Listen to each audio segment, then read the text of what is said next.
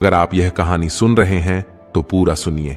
इस कथा को आधा अधूरा छोड़कर जाने की गलती मत कीजिए, क्योंकि इस पवित्र कथा को पूरा सुनने से मनचाहा फल की प्राप्ति होती है। इसलिए इस कथा को पूरा सुने, भोलेनाथ का अनादर न करें।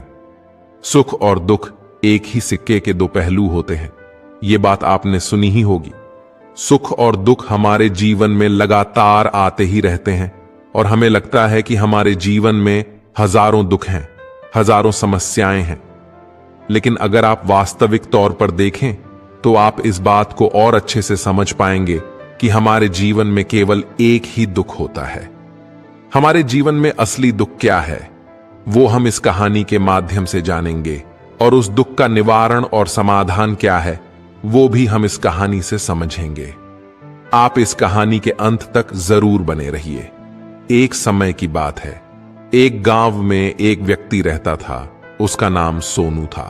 वह बड़ा आलसी था और अपने जीवन से बहुत निराश था। उसका कारण यह था कि उसने अब तक अपने जीवन में कुछ भी हासिल नहीं किया था। वह कुछ काम भी नहीं करता था। उसके घर वाले भी इस बात से बहुत परेशान रहते थे। वे चाहते थे कि वो बाहर जाकर कुछ अच्छा काम करे, कोई अच्छी नौकरी कर ले, लेकिन वह किसी की एक नहीं सुनता था। उसके घर वाले दूसरों का उदाहरण देकर उसे ताने मारते थे, उसे तरह तरह की बातें कहते थे, लेकिन उसे कोई फर्क नहीं पड़ता था। जबकि उसके सारे मित्र कामयाब हो चुके थे। कोई अच्छा व्यापार कर रहा था तो कोई अच्छी नौकरी कर रहा था, जिसके कारण जब भी वो लोग मिलते थे तो वे अपनी बढ़ चढ़कर बड़ाई किया करते थे। लेकिन सोनू कुछ नहीं करता था, जिसके कारण जब भी कोई उससे पूछता कि तुम क्या कर रहे हो तो वह कुछ नहीं कह पाता। उसे ये कहने में बहुत शर्म महसूस होती थी कि वह कुछ नहीं करता। वो हमेशा सबसे केवल एक ही बात कहता था कि मैं कोशिश कर रहा हूं, लेकिन उसकी कोशिशों का कोई भी फल किसी को नजर नहीं आ रहा था। देखते ही देखते अब ऐसा समय आ चुका था कि सोनू सभी से मुंह छिपाता फिरता, ताकि कोई उससे यह ना पूछ ले कि तुम क्या करते हो, जिस कारण वो कभी किसी के सामने भी नहीं आता था। धीरे धीरे उसका मन दुखी रहने लगा था और अब वह बहुत निराश रहने लगा था। उसे अब ऐसा प्रतीत होने लगा था कि मानो वह इस धरती पर बोझ है, जिस कारण वो अपने आप को बहुत अकेला महसूस करता, बहुत तन्हा महसूस करता था।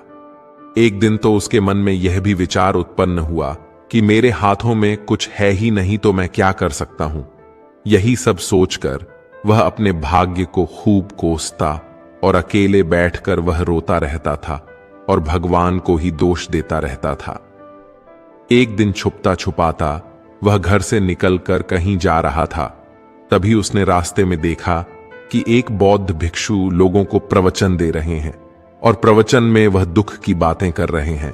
तो सोनू कुछ देर के लिए अपना मुंह छुपाकर वहीं पर खड़ा हो गया, ताकि उसे कोई देख ना ले, और चुपचाप वहां उन भिक्षु की बातें सुन रहा था। बौद्ध भिक्षु प्रवचन में कह रहे थे कि दुख हमारा सबसे बड़ा साथी है। हमें दुख अपने जीवन के बारे में बहुत कुछ समझाता, सिखाता है और हमें सही तरह से जीवन जीने का तरीका भी बताता है। यह दुख हमारे गुरु की तरह है, जिससे हमें सीखते रहना चाहिए। आप चाहें तो अपने जीवन में अपने दुखों को अपना गुरु बना सकते हैं और उससे सीख सकते हैं, या फिर आप चाहे तो अपने दुखों पर बैठकर रो सकते हैं, लेकिन इससे आपको कोई लाभ नहीं मिलेगा, बल्कि आप दिन दिन और कमजोर होते जाएंगे, निराश होते जाएंगे। सोनू छुप छुप कर उन बौद्ध भिक्षु की ये सारी बातें सुन रहा था। जैसे ही प्रवचन खत्म हुआ, वह उन बौद्ध भिक्षु के पास पहुंचा। उन्हें प्रणाम करके वह कहता है, हे महात्मा, अभी आप कुछ देर पहले दुख को गुरु बता रहे थे। आप कह रहे थे कि दुखों से हमें सीखना चाहिए, हमें उन्हें अपना गुरु बनाना चाहिए, लेकिन मैं तो अपने दुखों से परेशान हूं, अपने जीवन से परेशान हूं। मैंने अब तक जो दुख झेला है, मुझे तो कभी ऐसा प्रतीत नहीं हुआ कि मेरे दुख मुझे कुछ सिखा रहे हैं, बल्कि मुझे तो हमेशा यही लगता है कि वो मुझे पीड़ा दे रहे हैं, तकलीफ दे रहे हैं, और दुख की पीड़ा बहुत भयंकर होती है। ऐसा लगता है कि अब इसके बाद मेरा जीवन समाप्त हो जाएगा, इसके बाद हमें कुछ नहीं मिलने वाला, और यहां तक कि मुझे तो मेरे दुख के सामने मृत्यु भी कम लगती है। जब लोग ताने मारते हैं, जब लोग यह कहते हैं कि तुम क्या कर रहे हो, तब मन को बहुत ठेस पहुंचती है और मैं उनसे कुछ नहीं कह पाता। सोनू की ये सारी बातें सुनकर वो बौद्ध भिक्षुक सोनू से कहते हैं, बेटा तुम्हें क्या दुख है और तुम दुख के बारे में ऐसी बातें क्यों कर रहे हो? सोनू ने अपने ऊपर बीती हुई सारी बातें उन बौद्ध भिक्षु को बता दी और कहने लगा कि हे महात्मा, क्या आपके पास मेरे दुख का कोई समाधान है?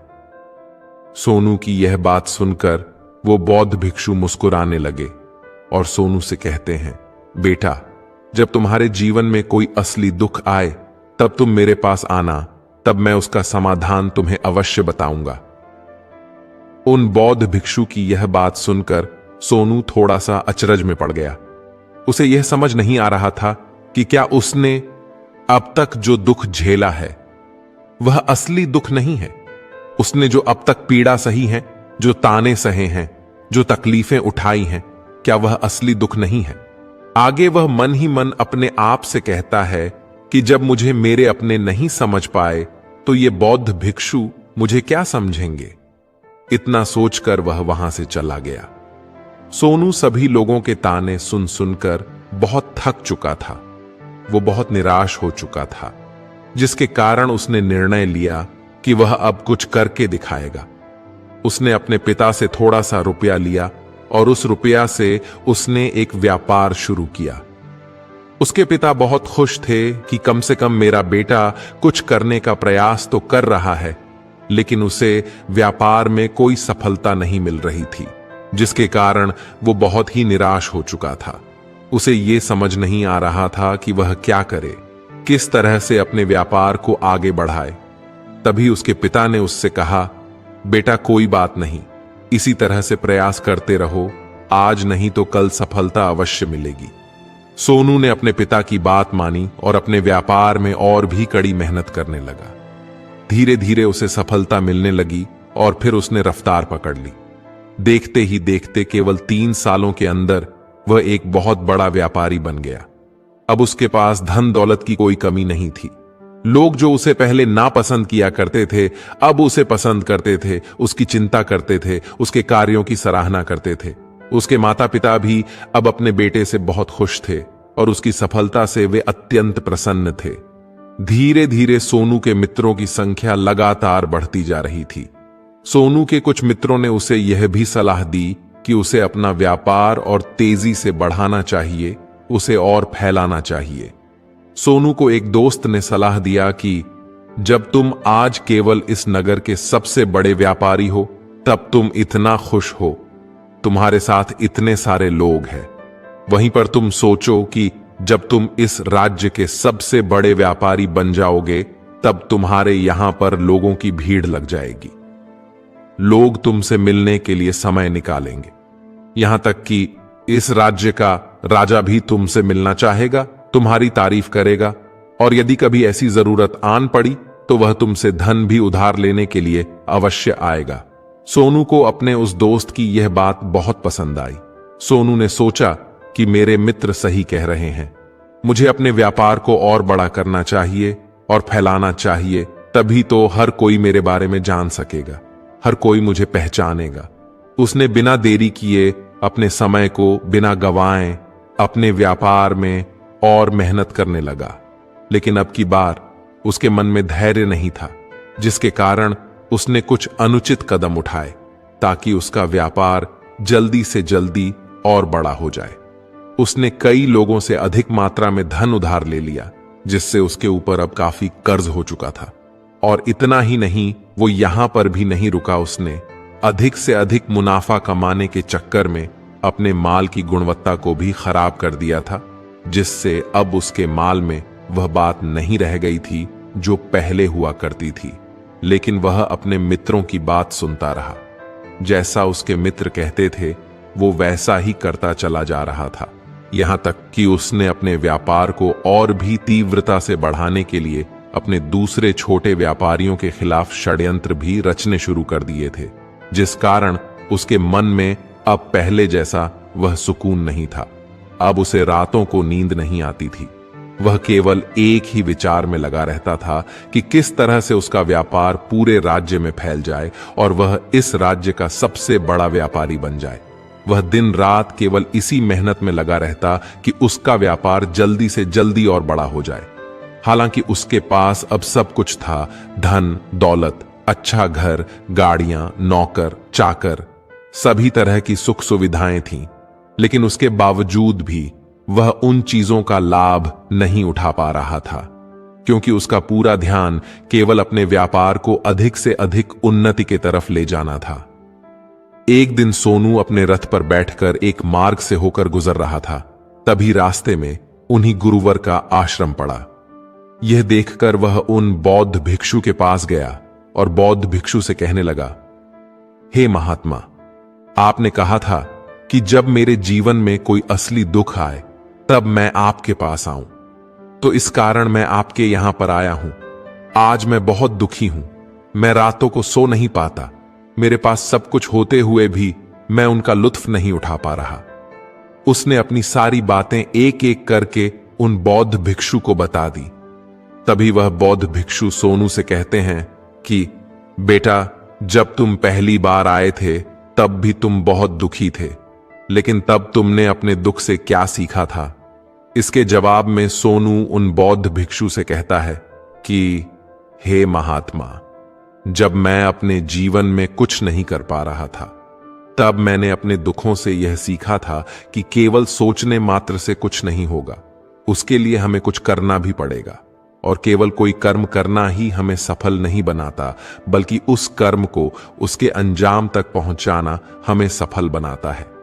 फिर चाहे रास्ता कैसा भी हो, फिर चाहे परिस्थितियां कैसी भी क्यों ना हो, फिर चाहे कितनी ही बाधाएं आपके रास्ते में क्यों ना आ जाएं, चाहे ऐसा क्यों ना लगने लगे कि अब आपके जीवन में कुछ नहीं बचा और आप कुछ नहीं कर सकते, तब भी हौसला बनाए रखें, उम्मीद ना छोड़ें और अपने कार्य पर डटे रहें, यह सोचकर कि जब तक मैं अपने कार्य को सफल नहीं कर लेता, जब तक मैं अपने लक्ष्य तक पहुंच नहीं जाता, तब तक मैं इस कार्य को करता रहूंगा।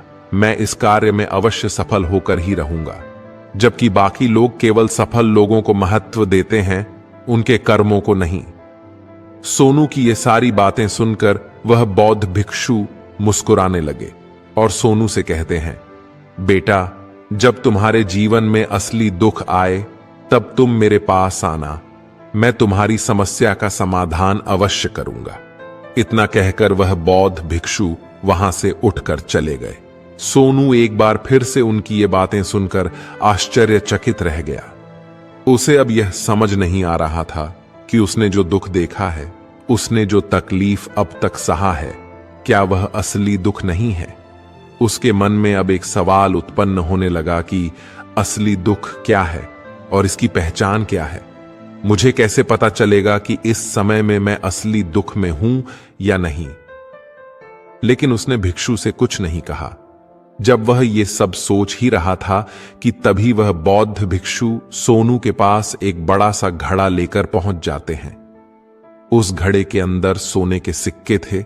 उस घड़े को देते हुए वह बौद्ध भिक्षु सोनू से कहते हैं, बेटा, तुम इसे उस पेड़ के नीचे दबा दो, क्योंकि यह मेरे किसी काम का नहीं है।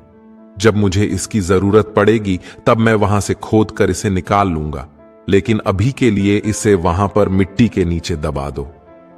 सोनू ने उस बौद्ध भिक्षु की बात मान ली और वो घड़ा उस पेड़ के नीचे जाकर मिट्टी में दबा दी। इतना करके वह गुरुवर को प्रणाम कर वहां से वापस अपने घर की ओर लौट जाता है। धीरे धीरे समय बीतता गया। समय के साथ साथ सोनू व्यापार में और भी ज्यादा उन्नति कर चुका था, लेकिन माल की गुणवत्ता अच्छी न होने के कारण अब उसके व्यापार में घाटा होने लगा और धीरे धीरे ऐसा समय आया कि उसका व्यापार पूरी तरह से चौपट हो गया। अब उसके पास कुछ नहीं बचा था, बल्कि उसने जो कर्जे लिए थे वो कर्जे भी अब उसे चुकाने थे। लेकिन वह तो यह सोचकर निश्चिंत था कि उसने जो कुछ भी कर्जे लिए हैं वो कर्जे उसने अपने मित्रों से लिए हैं, जिसके कारण वह उन्हें लौटाने में थोड़ी देर अवश्य कर सकता है। वह तो यह सोच ही रहा था कि उसके मित्र बुरे समय पर उसका साथ देंगे, लेकिन सबसे पहले उसके मित्र ही उसे अपना कर्ज वापस लौटाने की मांग करने लगे। तब सोनू को एहसास हुआ कि कोई भी अपना नहीं है। उसने अपने मित्रों से उस कर्ज को लौटाने के लिए थोड़ी सी मोहल्लत मांगी, लेकिन सोनू के किसी भी मित्र ने उसे कर्ज लौटाने के लिए मोहल्लत नहीं दी, बल्कि वे लोग उसे जान से मारने की धमकी देने लगे। अपने मित्रों के मुंह से यह सब सुनकर सोनू बहुत ही आश्चर्यचकित रह गया। वह जो कुछ सोच रहा था सब कुछ उल्टा पड़ गया। जिस व्यापार के चलते उसके इतने मित्र बने थे, इतने शुभचिंतक बने थे, वे सब उससे दूर जाने लगे थे। हर कोई उससे पीछा छुड़ाना चाहता था, कोई भी उसका साथ नहीं देना चाहता था। धीरे धीरे उसकी सारी संपत्ति नीलाम हो गई। अब उसके पास कुछ नहीं बचा था। वह सड़क पर आ चुका था। उसने हार मानकर अपने माता पिता से कहा, पिताजी मेरी मदद कीजिए, मेरे ऊपर बहुत कर्ज है, मुझे उसे लौटाना है, कृपा करके मुझे थोड़ा सा धन दे दीजिए। इस पर सोनू के पिता ने सोनू से कहा, बेटा मेरे पास तो ले देकर बस यही एक छोटा सा घर है, और अगर ये मैं तुम्हें दे दूं या इसे बेच दूं